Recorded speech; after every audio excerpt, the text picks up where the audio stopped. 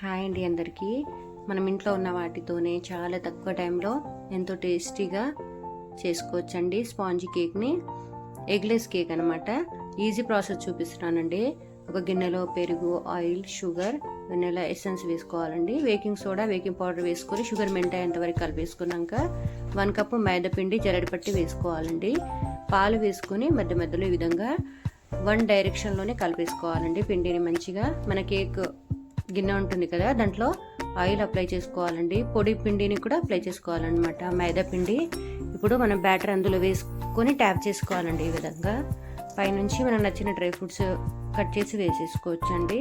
నేను 10 నిమిషాల ముందే గిన్నెని పొయ్యి మీద హీట్ అవ్వడానికి పెట్టేశానండి.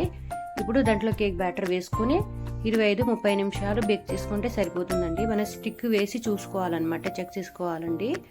స్టిక్కి అంటుకోపోకుండా ఉంది అంటే మన కేక్ రెడీ అయిపోయినట్టే అండి. చాలా బాగుంటుందండి. సింపుల్గా కూడా చేసుకోవచ్చు.